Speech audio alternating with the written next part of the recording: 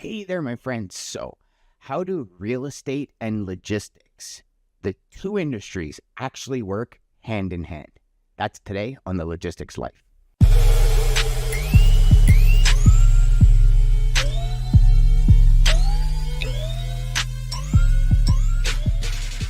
Hey, my friends. So, it's interesting how things work, and I believe, anyways, in how synchronicity works. So, I had planned this show for today, and just to give you guys some context, just so happens speaking with a friend of mine who's in logistics looking for a little bit of insight into different industries. And we went and had this conversation today. So it's amazing how things come full circle, if you will, for lack of a better term.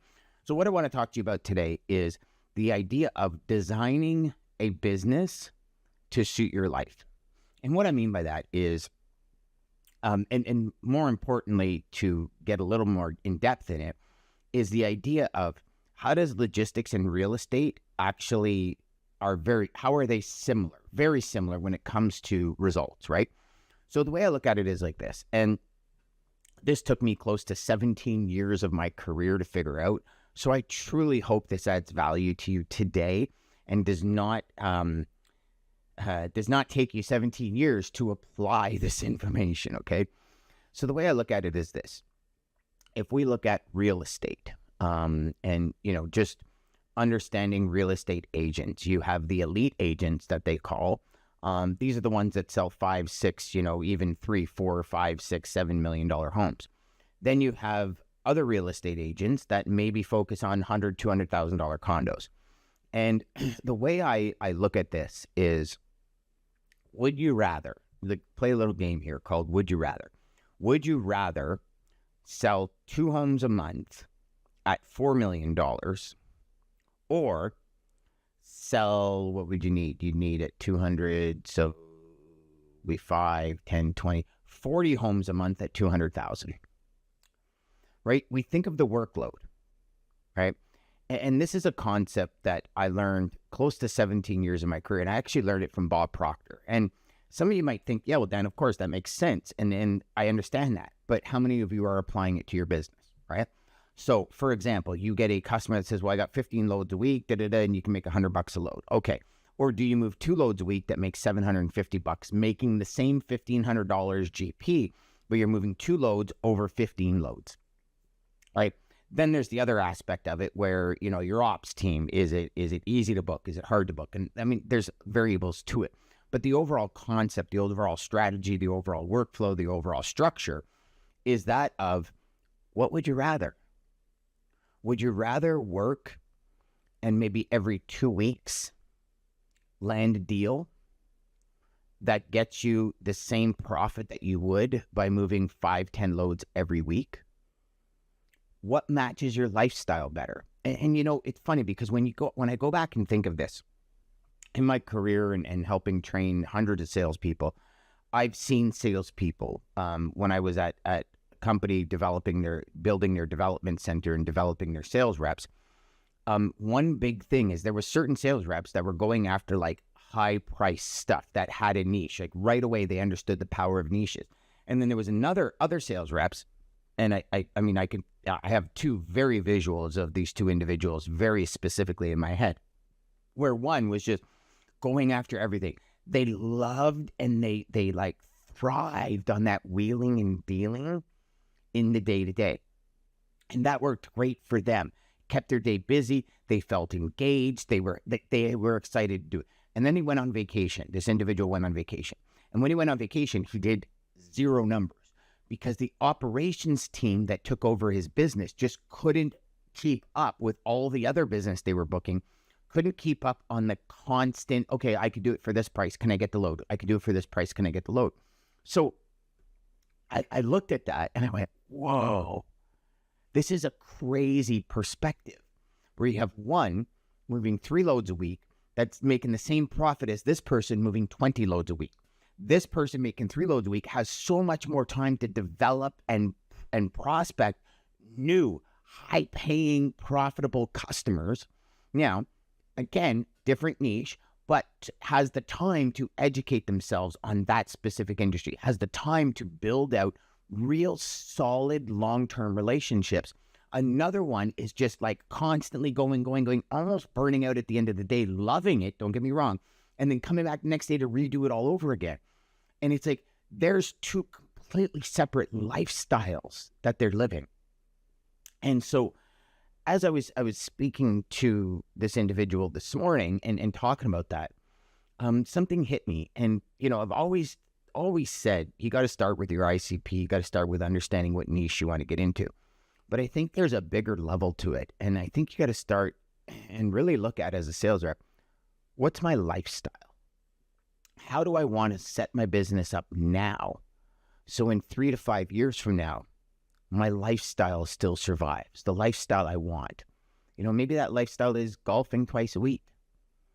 So how do we set that up? How do we deal with businesses and customers where maybe I can take them golfing once or twice a week, or I can go golfing with customers 3 times a week, or maybe I'm not a golfer. Maybe I play tennis, maybe, like whatever it is. Maybe you want to go to basketball games, maybe, like go to hockey games. Like, I think there's a lifestyle piece that I'm not sure a lot of us really focus on. Like I said, I'd never focused on this probably until about 17 years into my career.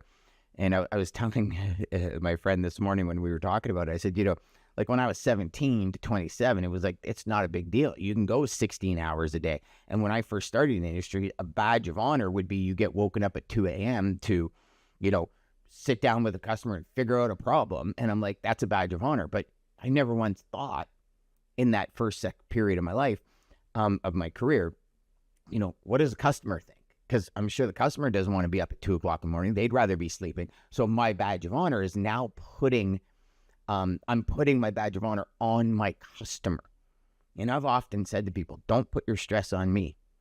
Like, this comes from people giving you false, deadlines, or, it's, their false emergency because of something they didn't do becomes your emergency and all that. So there's that lifestyle process. But getting back to this idea or this concept, think of it like this.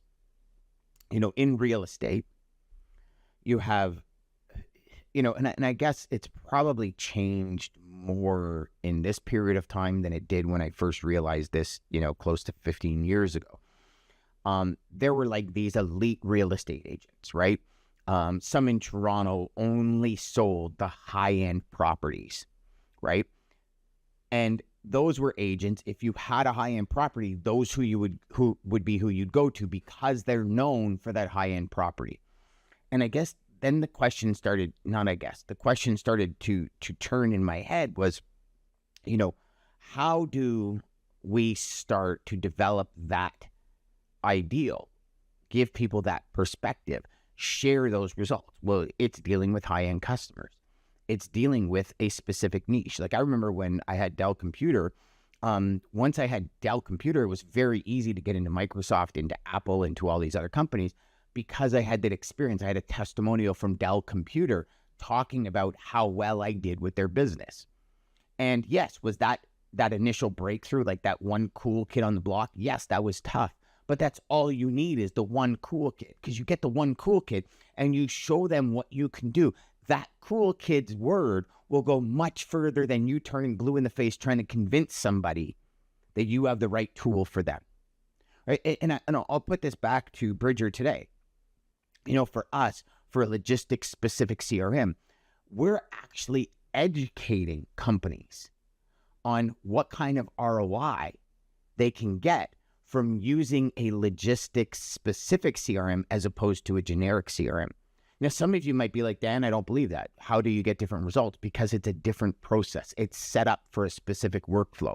So if you're set up for a specific workflow to serve a specific customer at the highest levels, that will eventually be seen, and you will eventually start to turn that business into a unstoppable progression. And that's the idea. And so my message to you today is, think like a real estate agent. What type of real estate do you want to get into?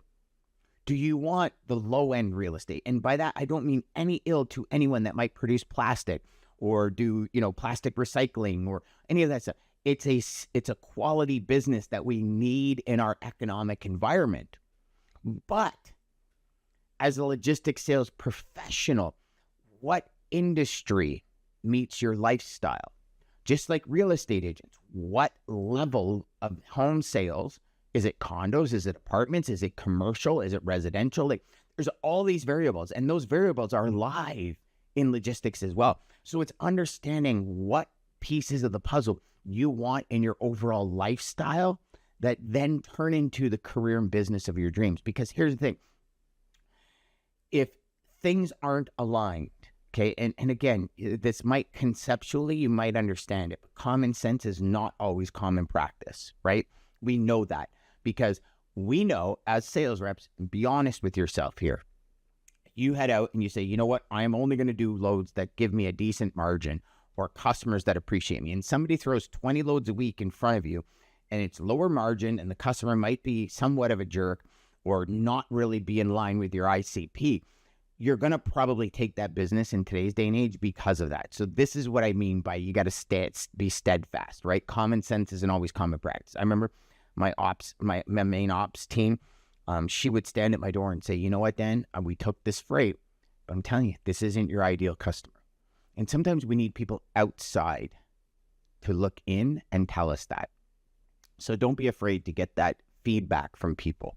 You know, as we're going through and building Bridger, I'm going to all of my coaches. I'm going to colleagues, to friends, to people I meet saying, what do you think about this? What do you think about this? What do you think? Like, I'm known for asking people from every level, what do you think about this? And I'm getting feedback because I am so close to it. And this is the challenge that a lot of entrepreneurs, which you are, if you're a logistics salesperson and you're on commission, you're actually an entrepreneur. Okay. We have a hard time because we're so close to our core product, our core service, the core of what we offer. We're so close. And sometimes we can't see the forest through the trees. It's such a remarkable thing because I had just one of my coaches that I do a lot of work with email with. Giorgio was actually on the show. And, you know, he showed me something that from his business. And I looked at it and I said, you know, first glance, I don't understand this, this, and this.